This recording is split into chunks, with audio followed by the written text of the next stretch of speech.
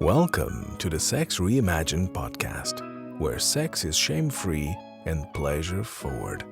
Let's get into the show. Today, we are talking about Amrita, the female ejaculation.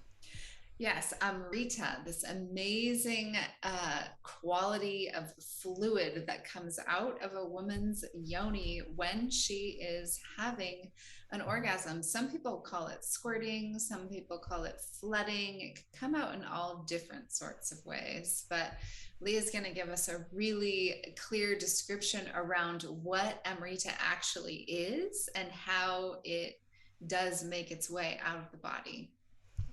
Yeah, there's so many subtle aspects to the coming on of this female ejaculation. And then there's so many different aspects to how it feels when it's being released, how it releases between the gush or the dribble. And then there's is it connected to high arousal? Is it connected to orgasm? And when it's not even connected to orgasm, and yet the phenomenon still happens. So this is why I like to describe this Amrita, this divine nectar, and its relationship to the feminine as the eighth wonder of the world. Yes, because it's so unknown and mysterious. It's still so mysterious. Yeah. And even though, what I love talking to Sherry Winston, because she's really helped me understand the anatomy and more of what's happening in the body physiologically, where we think it comes from, that whole process, I'll be happy to illuminate for our audience. We're starting to get closer as to what this phenomenon is, but I still love that there is a mystery to it. And I think that there is always a mystery when it comes to the great feminine. Yeah, and, the Shakti energy of the feminine. Shakti is Sanskrit for the divine feminine sexual energy. And the word Amrita, also Sanskrit word, means divine nectar. Mm-hmm. And so when it does come out, a lot of times a woman will feel like, oh, I feel like I'm going to pee, Yeah. So kind of just let that happen, surrender to that. And what comes out is not urine, but is this sweet, clear fluid. Sometimes, although Leah's got some it can other be a little stories milky, for you. a little watered down skim milk. Yeah. It can have a little cloudy hue, but it's not a yellow hue like it might be with urine. It's more of a cloudy, whitish hue if it has any color to it whatsoever. Usually it has a sweet flavor to it as well, and it's very thin. Yeah, honeydew. Much more watery than, Yeah, it's not like a male. Fluid. Right. Yeah. It's not that cervical of lubrication that is often a natural response in a woman's body, nor is it like a male ejaculation that's quite, you only get maybe a tablespoon or two, and it's quite has a mucosity to it. This is not like that at all. It's very astringent. It's very water-like. And I think in research, what they've captured in captivity when it comes to the female ejaculation is about 1 liter of fluid that a woman can flush out, but she can flush out even more than that. There can be lots of fluid, and that's why it's also important to stay hydrated.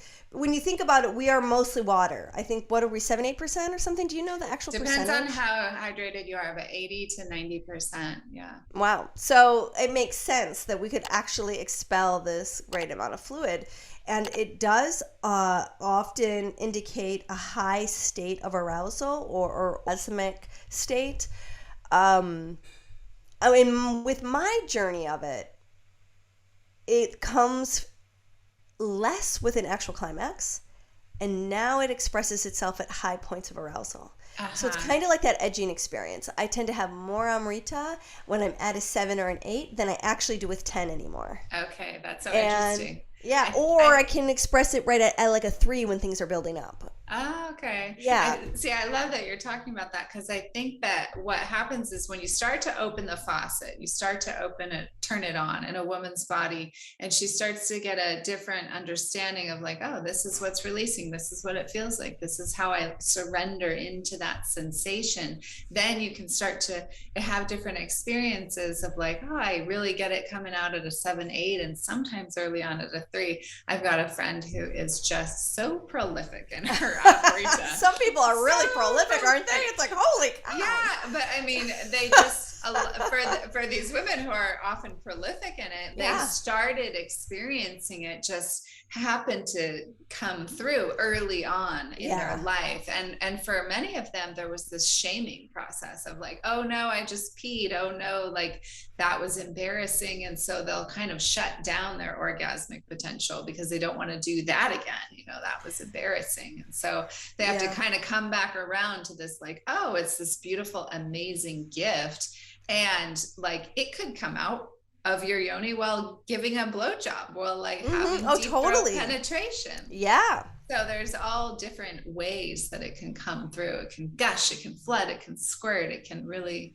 It can dribble. You can just have a little dribbles. Yeah, it can seep. Exactly. Yeah, I often kind of describe it as like, it can be like a faucet that hasn't quite turned off all the way. That's still drip, drip, drip, drip. It can be like a Windex spray bottle where it just like sprays. It can be like a stream. It can stream out with such force that it hits your partner's chest and then goes behind them. It is just, it's a wild animal, which just really makes it fun and interesting.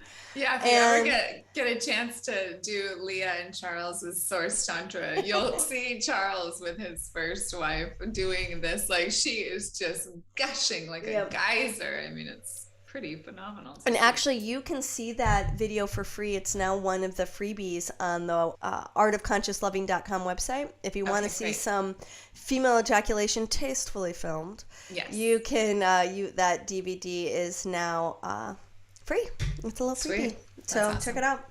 You'll really enjoy the hairstyles because this was filmed in the early. Everyone thinks it's the 80s. It's actually the 90s. It's like, I think it's the early 90s, and it's really funny. They were still rocking the 80s. Oh, they were still rocking the mullets. The mullets were on full alert, and it's fun. It's so fun. I love that.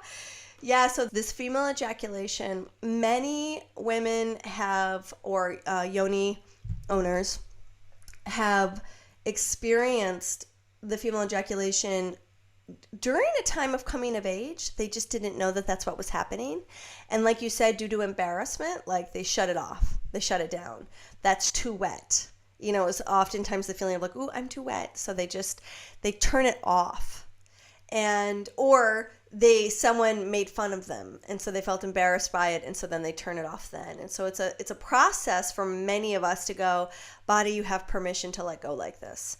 And because the female ejaculation, it does not come out of the vagina like many people assume it would, it comes out of the urethra. So there are these spongy glands surrounding the urethra and the urethra itself. There's also these same spongy glands around the G-spot, also known as the urethral sponge or the female prostate gland. They swell, and these glands, they have these little microscopic fibers. They're kind of hair-like if you were going to look at it through a microscope, and they're called skeins. And what happens is the body starts to flood the erectile tissue of these glands, the surrounding the urethra and the G-spot or the urethral sponge. The blood comes down to engorge the part of the vulva and the vagina that is erectile tissue. And in the engorgement, because again, our blood, I think, is even like 92 to 95% plasma. Water. Yeah, and don't quote me on that because I did not look this shit up, but I know it's a high percentage.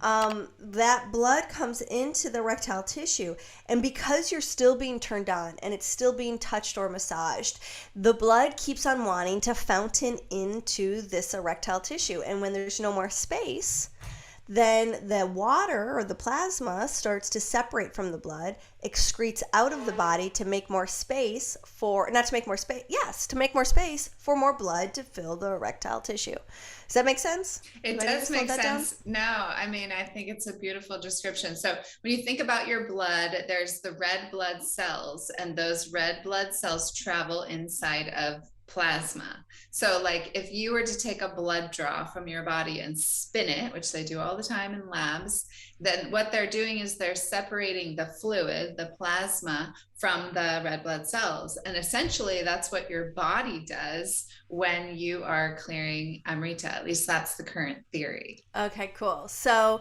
then that's the actual fluid that is being expressed out of the system. Now they've also tested this, I guess that would be the plasma, right? They've tested it, and it's the most like prostatic fluid that would secrete from a male prostate gland.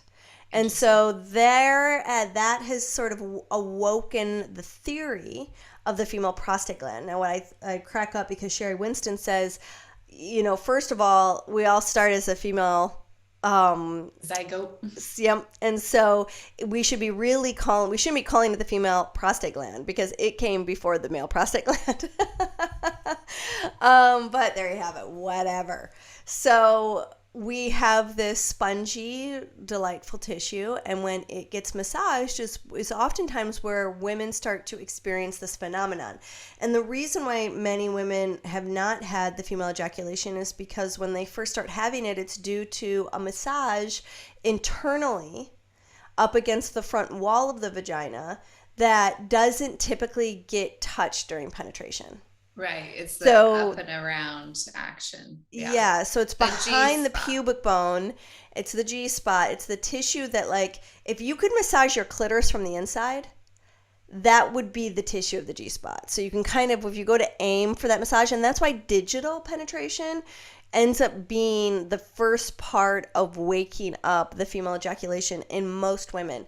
And there's a lot of women who don't like digital penetration. Yeah. Well, and it can be very uncomfortable. So that urethral sponge, aka the G spot, it's the same tissue, can hold a lot of traumas. It can hold a lot of limiting beliefs. It can hold ancestral pain. It can hold all kinds of tension, so many things. And so when you first start to tap it or rub it vigorously or play with it, it can feel like you're, rubbing your fingers on a chalkboard. It can feel really sharp, and like it just can feel really painful. So the invitation is to have your partner actually slow down and for you to breathe. Be still.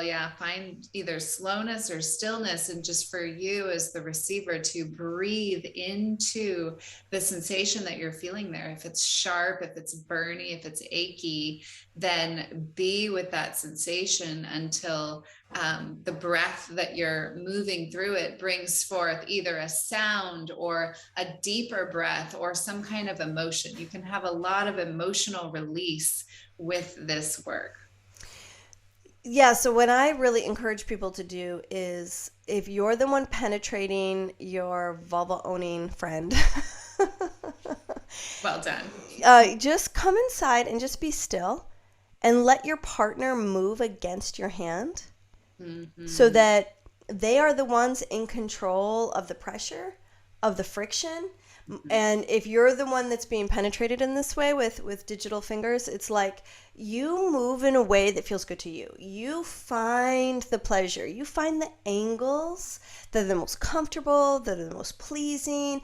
And then also remember to come into stillness where you're not moving a lot and you're just breathing and sensing, and allow this to be a little bit more of a meditative experience than maybe some of your typical sexual experiences.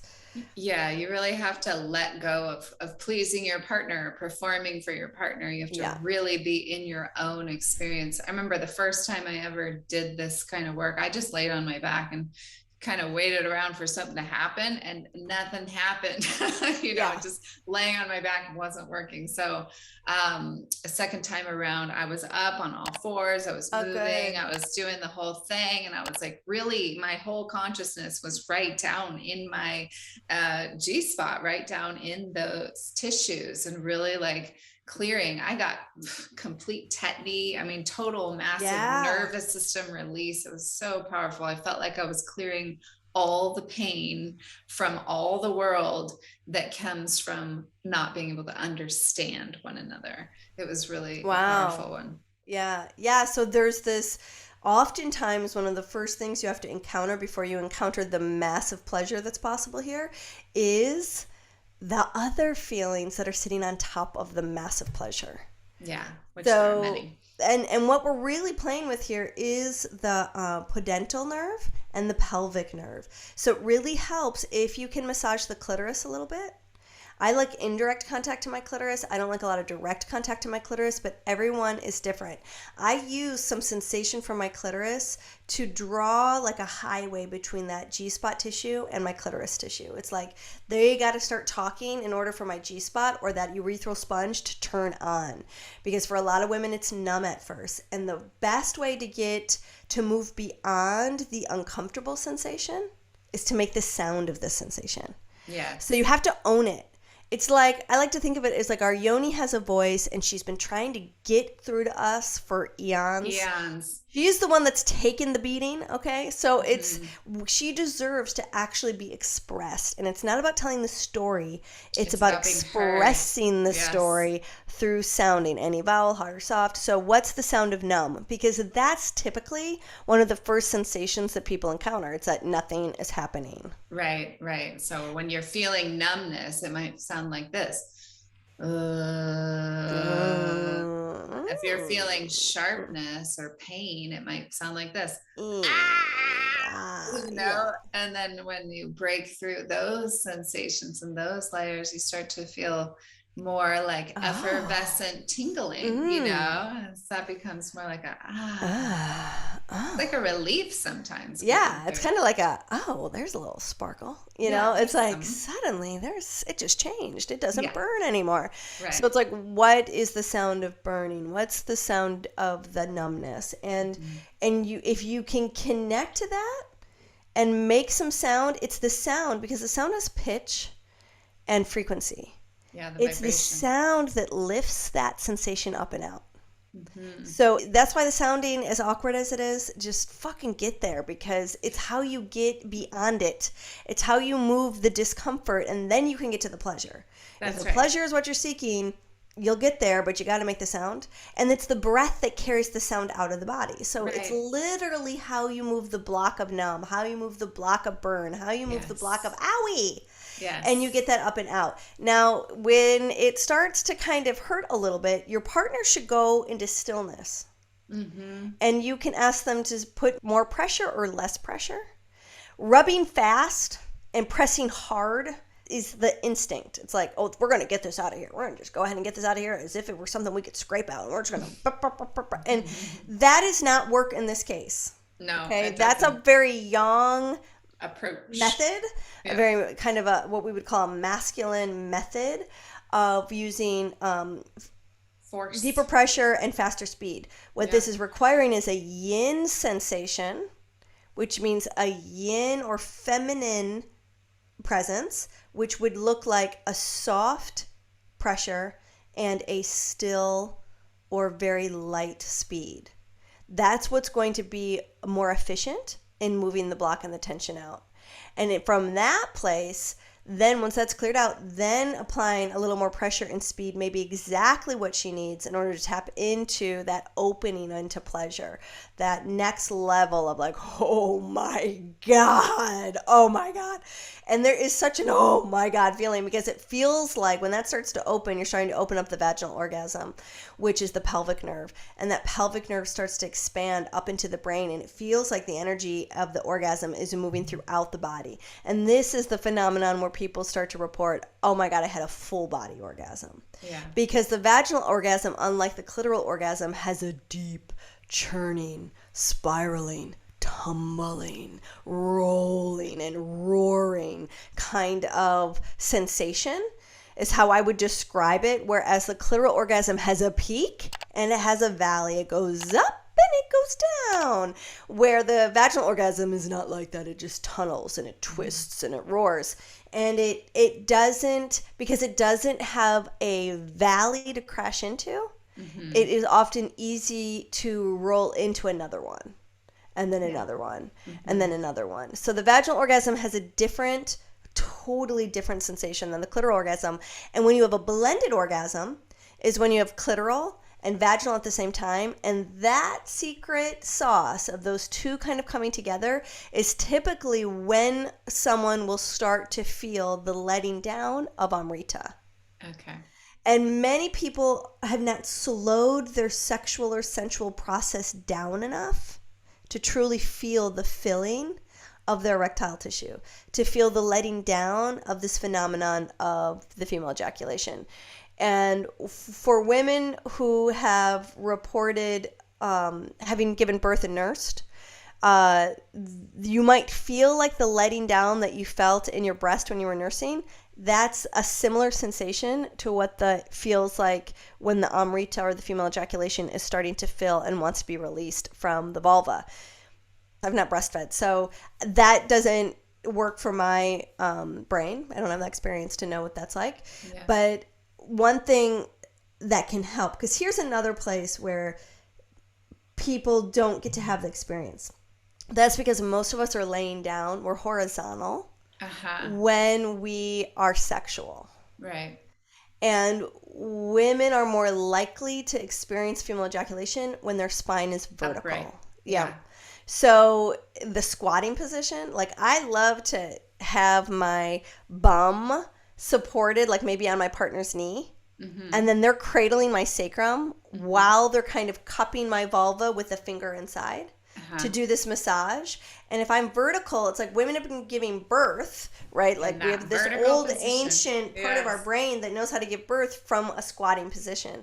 And so there's a connection between heaven and earth, and the expressive aspect, the expressive expulsion of this fluid is connected to that. So if you can get yourself into a vertical position, you'll have a better likelihood of initiating yourself into the female ejaculation. And then over time, once your body knows this pathway in your brain, you can be in any position and start to experience it. So that can be helpful. There's a Tantra sutra that talks about the feminine's connection to the heavens, and that the Amrita flows from the feminine's crown chakra.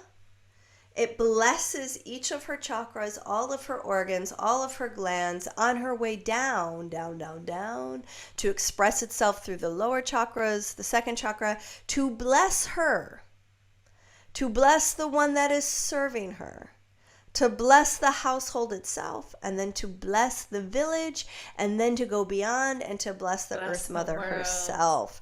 So that is the birthright of every woman. I'll also say every vulva-owning person. Mm-hmm.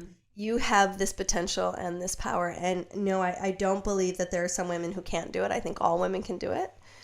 Yeah. But a cautionary warning: if you get attached to having it, it will elude you. Yeah, there's more of a surrender that has to happen rather than an attachment. You can have an intention, sure, but don't be attached to that intention. So I personally am one of those women who was like, oh, I've never had it. I don't know if it's going to work for me. I don't know if I'll be able to get to that. And I have. It's again, the faucet isn't fully open for me. It is more and more lately, but it can take practice and time, setting that intention, a partner who's really patient. I remember the very first time it ever came through for me, it was like Kali Ma just like raging through my body.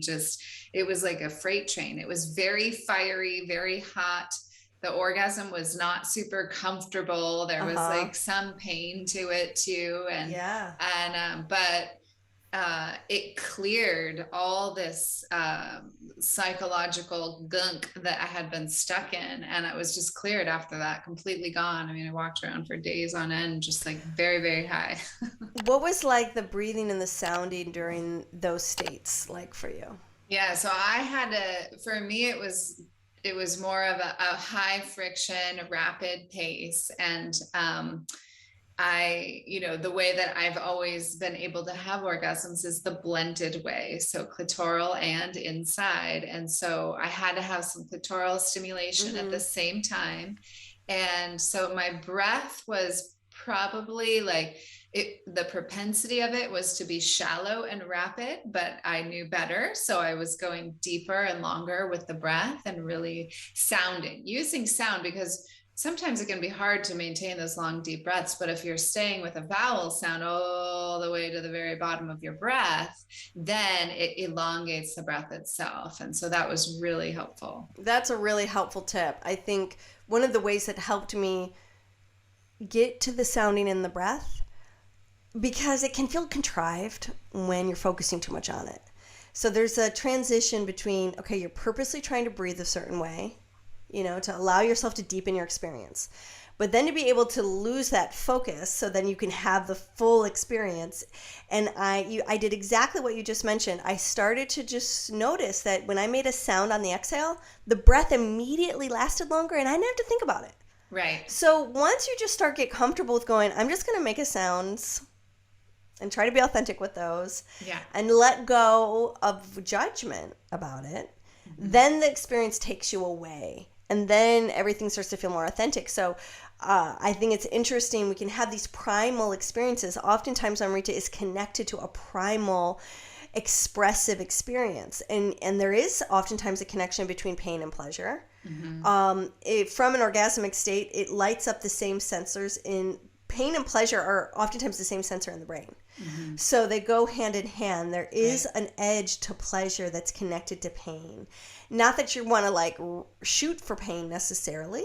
Right. But don't be afraid if a little pain comes along. Yeah, with welcome that little bit of edge. Yeah, because that can be really yummy. There's medicine there for you. Yeah. There's a breakthrough there for you. Often after one of these Amrita orgasms, tears will come, shaking. Sometimes the whole body can shake. The nervous system can reset massively after a release of this nature. Yeah, and because you're making the sound, it's activating the vagus nerve, which is the other pathway of orgasm. So now it's like if you've got clitoral stimulation, urethral sponge or G-spot stroking combined with you're making sounds, now it's like you start to build your climax as a 3-layer cake, because those are 3 pathways of orgasm that are now being stimulated. And that's what makes for this intensity. Mm-hmm. And that little edge of pain, again, is adding intensity. And that's what makes these such big experiences. Yes. Now, the experience of how your body starts to go, oh, this is this other thing. I'm not peeing. Okay, great. I can relax now. I don't have to worry that I'm going to embarrass myself by wetting the bed. Even though uneducated doctors have often called this sexual incontinence, it is not. It is not. And it's also okay if there's a little bit of urine. It's in the same piping. So you might have traces of urine, no big deal. The majority of your experiences with allowing yourself to let go of this fluid is going to be the phenomenon of Amrita. Now, there's a difference between squirting and Amrita. If you've watched a lot of porn, you might have mostly encountered what's called squirting. Yeah. And squirting is when we really, it's lovely. I'm not going to say it's not a bad experience. There's no judgment here. But when you have the full Amrita comes in a full surrendered letting go.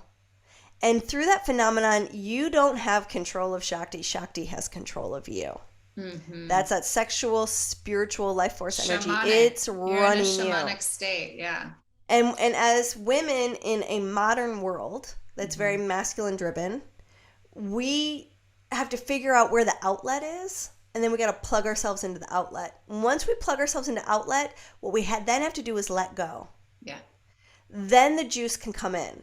Yeah. But we keep on holding on, which prevents the juice from getting in. That's right. We want to control. We want to make it happen. We want to be in charge. So you were just about to say the difference between squirting and Amrita. Thank you. Go back to squirting. Yeah. So squirting is like you can kind of see we are bearing down, we are pushing down, we are clenching, and we are making it happen. So it comes from this sort of more masculine egoic place of going, I want to be impressive, or I want him or her, the one who's giving to me, feel impressive. Mm-hmm. So we're usually doing it for either someone else's ego satisfaction or for our ego satisfaction. Yeah. It's like, I'll be seen as a Tantra goddess once I can do the squirting thing. And I just want to alleviate vulva owning people from that pressure. You are not more or less of a great lover because you can have Amrita or squirt. It's irrelevant. Definitely it's not. Something that you're capable of, but it's a neural pathway in the brain that we have to strengthen. So it's about getting connected. And I think of it as like the goddess. The goddess wakes up in her own timing. You ain't gonna force her. So if you put too much of this, I gotta have this, or else it means she will slap you down and not give you what you want. That's right. She does not operate under those conditions. No. So this is where you just have to go, ripe timing is ripe timing. You don't look at a piece of fruit and go, be ripe. Yeah. Be ripe, fruit. I'm ready to eat you. Be ripe. No. It's going to ripen in its own time. And if you've ever tried to like bite into something that's not quite ripe, boy, it's not that sweet, is it? No, it's not that good. So same thing with this. Right? Yeah. Yeah. You put too much pressure on it, and it can put you off from even wanting to try again for a long time. So it's more of an invitation, with that intention of like, I'd like to try to have Amrita this time. I'd like to have an Amrita orgasm. Yeah. That's my intention. Yeah. I would welcome this experience. I would welcome it. Yeah. But I'm not attached to it. So, and your partner too. With all that cautionary advice in place, let's now talk about how you can inspire the Amrita to visit you. Because good to me. You can offer all sorts of bounty to say, I welcome you. You are invited to bestow your gifts onto me. And that comes from really being in your experience, being very present, being in the moment with your partner, taking in love. Whether that is you massaging you and taking in the love that you would give others, you receive that love into yourself, or whether that is receiving the love from your partner, or the passion from your partner, or the beautiful intention from your partner, the energy of love or the emotion of love, which we'll talk about in another episode. These are all lovely, benevolent qualities of receiving. And so you were receiving the attention, you're receiving this love, and the God essence, the goddess really responds to that kind of adoration, that kind of receiving. So there's that energetic or emotional connection of saying, yes, I receive. From there, you can also start to work with what I call the Shakti pump, where you are contracting and relaxing your pelvic floor. And you're thinking of it not as like, okay, I want to push this out, although that does help stimulate the fluid. The mindset is more like, I am connecting to this sexual, spiritual energy inside of me, and I want to give my body a bath with it. So I squeeze and relax, and I squeeze and relax, and I play with my pelvic floor muscles like a pump, like a Shakti pump. And I'm churning it. Yes, do it with us. Churn it. Yeah, it's so nice. It's like, hey, I live down here. This is me. I love this part of me. Mm-hmm. I embrace my full sexual power. Makes you want to dance. Makes you want to wiggle. Makes you want to move. Yeah, and so I often think of it as a visualization. As I'm playing with the pumps, I'm breathing in that yumminess, all that energy that is rightfully mine. It's my sexual energy. I'm giving my whole body a bath with it. So on the inhale, I send that energy of Shakti all the way up to my brain. Like my brain can have a bath that just gets lubricated with this essence. And then I imagine it's a waterfall that then goes down my body, back down the channel. So now the waterfall, and so it's like the current goes up and then the current goes down. And this is the loop, right? So now I'm activating a circuit. It's a reverse microcosmic organ. Yeah, totally. It is the circuit between that yoniverse and the brain. Mm-hmm. And they're coming into union, coming into connection. And so I can do this just in a meditation. I can do this during self-pleasuring. I can do this with a partner. Yeah. I can just play with the rolling of the energy in line at the bank or during a commercial. That's right. Or at a stoplight. Yeah. While you're doing a podcast. So right now when you do a podcast. So it's this type of practice in a sexual and also in non-sexual ways. Mm-hmm. And if you can start building this muscle, this is the thing that starts to turn on the pathway.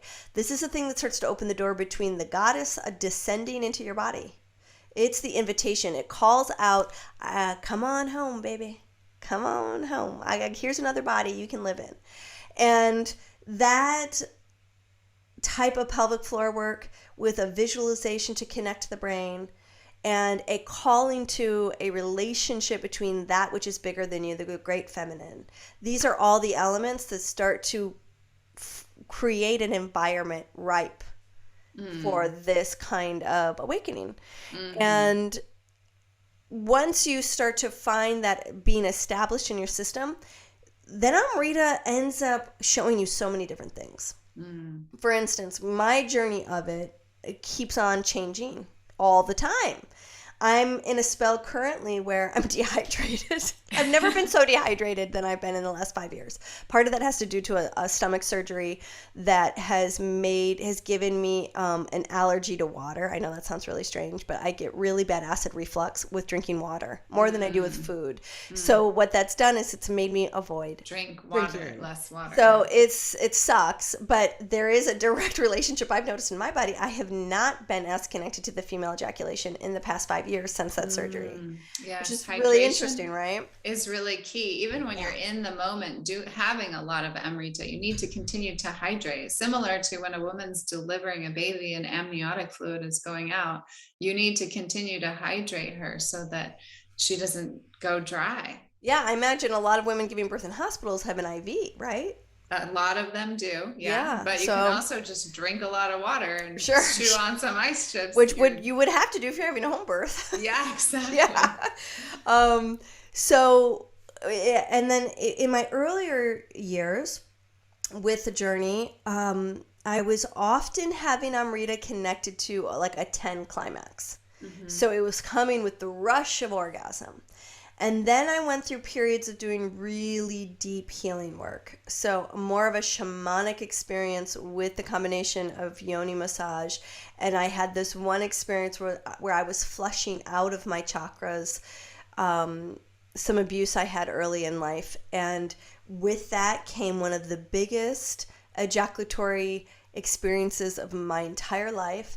And it was not one that was connected to an orgasm or any kind of pleasure. It was anguish. I had a flush of anguish come out of my body. And it came through tears, through screams, and through this Amrita release. And when I looked at the towels after the experience, they were the color of a dark thundercloud. And it was like my body just like moved all these toxins through the Amrita. All the buildup of this really emotional, traumatic experience left my body. It was such a fascinating experience to have that, and how much I changed after that.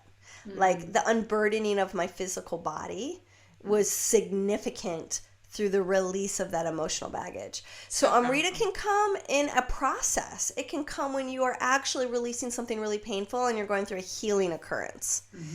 And then I noticed that Amrita was shifting and evolving. It started to not be so connected to a peak climax. Then it started to be a signal of arousal climbing. So like in the beginning of someone just tickling my vulva on the outside, I would start to notice. I would have the dribbles and the drops, and I'd be kind of churning my pelvic floor muscles, and little splashes would start to come out. And I loved the feeling of that because it heightened my arousal. It was like extra lubrication. But one thing that you need to know is because the female ejaculation doesn't have a lot of mucosity, it's very stringent, it would wipe out some of my natural lubrication. Oh, interesting. Yeah, so then you need lubrication. You need extra lubrication if you're starting to have a lot of Amrita, because the mucosity will get rinsed out. So get your coconut oil. Yeah, get some good lubricant. And then I started to notice, now it's really expressing itself more at 8 and 9 than it is at 10. So the big gushes were happening at 7, 8s, and 9s, and less connected to a 10. So it just kind of continues to shift and change. Yeah. I also noticed that with a more consistent long-term partner, sometimes I experience less Amrita. Okay. It's almost like the familiarity of a partner. My Amrita can get a little sleepy. And I don't give a shit. Frankly, she can come or not come. It doesn't mean anything to me. I welcome her. Yes. But it's not a part of my identity. Like, I need her in order to have a good experience. I don't. Right. It's just lovely when she shows up. Yeah. But so just so you know, I want to share that so that you understand that there's range. Yeah. that this is an ever evolving process, because I feel like this is a process of aliveness. Like it's alive in what it is expressing all the time. And it's not my job to quantify or qualify Right. what that is. That's right. I love your whole journey and like all the different, you went through the healing phase, the discovery phase, like all these different aspects. The resting stage. The resting stage, you know, all these different stages with it.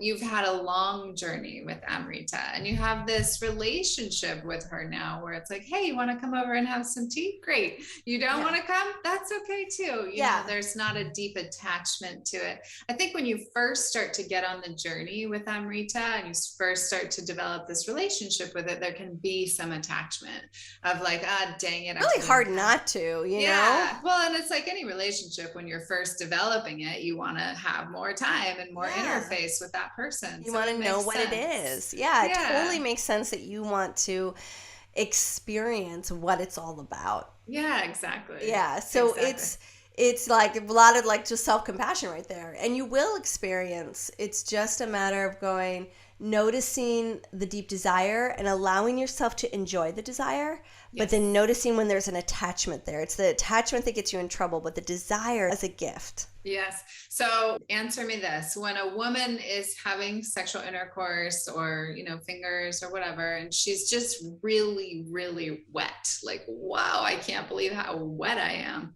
Is that Amrita? That's a good question. I think in some cases it is. Okay. And in other cases it's not. Okay. What I would want to explore is the quality. Is the wetness very astringent and watery? Is it what? Is it like super? Is the dampness really wet like water, or is the dampness sort of more moist and thicker? Yeah. And like it's got more weight to it. Uh-huh. You know, not from the watery effect, but from like it's like a heavier, slippy, more slippery. Consistency. Yeah. Exactly. That's great distinction. And, you know, and it can all mix together, because when you are having penetration up near the cervix, the cervical fluid is going to start to release more. And that's that more viscous, heavy, slippery. That's what you see coming out in your underwear, or when you scoop in the shower and you check it out, like, am I ovulating or not? Yeah. You know, that's that more boogery kind of fluid, you know, and it can mix with this other wetness, more like water, like thin and fluid. And also the female ejaculation doesn't typically come out of the vagina. Right. Now there might be some glands surrounding the crown of the introitus, the opening of the vagina, that might have some of those skeins. But by and large, the skeins are closer around the surrounding of the urethra. Urethral sponge. Yeah. So that watery consistency is going to be more urethral area of the vagina, of the vulva, not the vaginal opening. And so that's why when you have an orgasm and Amrita comes, it does feel like you're peeing because it's coming out of your pee hole. Yeah. Now let's also talk about, because there's also a range of pressure and speed. Okay. In the beginning of someone's first waking up of the Amrita, you will notice that the phenomenon tends to happen with a lot of pressure and or speed. Yeah, that's been my And if you want to force it to open, pressure and speed. So there's some schools that their method is all about intense pressure and speed, and they routinely and successfully help women have the experience of squirting. But their method is kind of a forcing. And it also, to me, kind of comes from this male ego thing. So that may or may not inspire the actual experience of Amrita, because I think there are experiences of full Amrita that do come in those deep, hard, fast experiences. And when your G-spot is first waking up, it needs more pressure and speed than afterwards, once you have like a deep relationship to it. So my experience was I needed more pressure and more speed and more vigorous stimulation earlier in my journey with it. And I would say, like, in this body, I would say the first 4 years was a much more direct pressure oriented massage in order for me to open and feel and connect the pathway. Since then, no thank you. I want more energetic. I Uh-huh. want more stillness. Mhm. I want the presence of the person that is showing up with their touch, but I do not want their friction. Right. And whatever friction I do want, I want to control with my own movement. Right. So as I have grown in my pleasure laboratory, I've noticed that I want subtlety. And Hmm. then that it's the subtlety, it's the magnetism, it's the Because that's that slowness. desire place of Yes, like, oh, give me more. it's the space between the touch Yeah. that I get the most turn on from. Hmm. So that has evolved in me. Yeah. I couldn't have reached that in the beginning. Right. And you I had to needed go to through grow those into stage. that. Yes. Yeah. You know, you have to like have multiple experiences to trust the subtlety, to have meditated enough to go, oh. You Yeah. And know, then, so that's the sensitivity increasing. such great permission for all of us, no matter where we're at on our journey, to just really embrace and accept like where you're at is where you're at. If you need Yeah. the firmer, harder, faster friction, then you get that. You get it. You go and you get that. Yeah, And you then, get what you need. and in fact, you could spend your lifetime where that's the pace Could that is be going to the get you whole to time. your yummiest states. Yeah. It may not shift and change for you. Yeah. It may be that that's the right rhythm forever. And celebration, that's awesome. Like, it's so whatever is in the moment is absolutely okay and should be celebrated. Even the grief pain, Yes. or even the grief or the pain or the rage. I mean, I couldn't have had the explosive experiences that I've had if I wasn't willing to encounter my deepest, darkest, Darkest pain even and scariest shadows. places. I'm like going, Yeah. I don't want that. I don't Yeah. want that. And just allow myself to be in the grief of, I don't want pain in here, you Yeah. know, and to have Yeah. a full on and just go, I Yes. want, my 2-year-old is not happy right now about this Yeah. discomfort. And so there's an interesting thing regarding discomfort, because I don't know a woman yet who's had this journey who hasn't had to be present to the discomfort. We are programmed to go, if something's painful, back up, Don't do it. Don't go turn there. around, go away. Hmm. But there is a deep strength not to just go, oh, wow, this is intense, this is painful, that's sharp. And what I find helpful is for the partner that's helping me feel that sensation, for them just to back up a little bit, but Hmm. to stay there. Hmm. Like back up the pressure, slow down whatever friction it is so I can really be with the, ooh, wow, that kind of aches. Let me breathe and encounter me. They're not hurting me, they're pointing out where I have a hurt. Right, right, And if my exactly. elbow hurt or if my back was in pain, I'd probably go to a doctor and say, I got pain in these weird places. But Hmm. we don't ever do that when it comes to our genitals. We don't treat our genitals therapeutically. We Right, either sexualize them or we treat it as a clinical experience. right. But we need a therapeutic experience when it comes to our genitals too. Hmm. To go, yeah, we stuff what we can't manage somewhere. Well, guess what? One of those places, depending on the issue, gets stuffed in the basement of your second chakra or in your genitals. Yeah. And so, for you to, like you would in therapy, be able to take a moment, notice, wow, I have a deep ache there, a deep longing. Let me be with it. Let me hold it. Let me soothe it. Let me bring my love to this part of my experience. And it's in that presence of love and awareness and consciousness that it can dissipate, that it transforms, that it has a chance to leave you.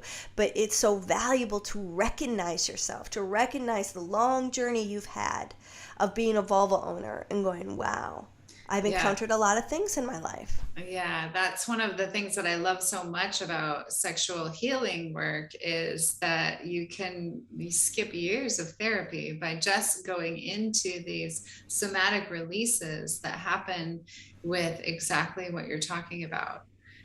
So there's one thing I want to go back to, and then one question I want to ask you about positioning, being on the edge of a chair and upright, because we were talking about that before we started recording. But when you were talking about, running the energy up your front and down your back, pulling the Shakti pump, squeeze, release, drawing that energy up your front, I just wanted to say this is sort of a reverse microcosmic orbit. So in Taoist sexual practices, we practice something called the microcosmic orbit, where it's connecting the yang channel with the yin channel. And generally it's done where the energy goes up the back and down the front. But it is really nice to run it in the reverse direction, because then what you're doing is you're highlighting to your body like, oh, we're going to drop into a more receptive place right now. This yin front channel right through the midline of the body is the most receptive of all the meridians in your body. So it's like a straw, like I'm receiving this energy up through my yin meridian, and then I'm going to let it flow like a waterfall down through the back channel and really quell the yang energy of like, I have to produce this, I have to succeed, the pressure of the yang. So it's really beautiful the way you describe that. I just wanted to add that layer to it. Yeah, I love it. Thank you for that. And I do it both ways. I'll tell you instinctually, when I'm awakening the energy, I do it up the front and down the back. When I'm releasing a painful memory experience or a somatic release, I'm often drawing it up the back and down the front. So it's like the impact of the past, I want it to come down and clear out. Yeah. When I want it to wake up, then it's reverse. No. Yeah, I don't do this intentionally. This is just the way it runs in my system. So I just want to encourage people to try both and tell us what you find out. Exactly. Find your own, what works for you and what's the rhythm. So one of the things we were talking about, since I've had less Amrita in my sexual journey thus far, Leah was like, well, have you tried it sitting up in a chair? So I wanted to get that piece in here before we wrap up. So I like to be in different positions. I like to squat. I like to sit on my partner's knee as if they're the chair, so I can lean into them and have their support. If their body needs more support, they can sit in a chair. I can have my tailbone on the bed and I drape my legs over them, and then they can give to me like face to face, so we're both sitting up. Nice. And then you have the circuit of energy from all the chakras that can start to spin from them to me, which I like. Other positions is being in, what's it called when you're on your side and you're in fetal position? Oh, yeah. In the fetal position. So they're sitting up, cradling and holding the ball, but I can kind of go into a ball and I can rock back and forth. It's very soothing.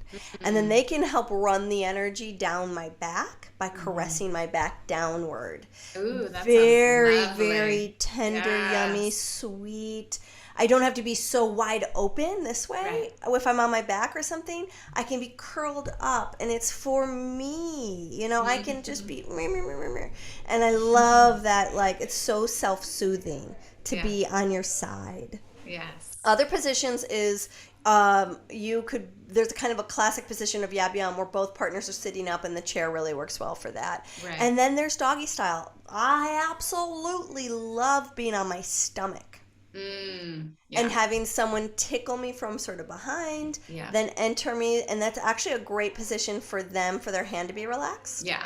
Instead of having their palm off. So much. Yeah. And then I can also get all the clitoral stimulation I want by having the texture of the sheets near my clitoris. And so I really, really love being on my belly or on all fours. Yeah, I'm a fan of those too. Yeah. Okay, well, that was an amazing overview of Amrita and what's possible for each one of us vulva owners out there. And, the exploration is the journey. So really just you can start playing on your own. You can start playing with a partner, and you can discover, really what works for you. You might want to listen to this episode a couple of times, take some notes, see what works for you. Yeah, I hope you enjoyed this crash course, and if there's any clarification you need, please let us know. Yeah, send us a message. Yeah, love, love, love.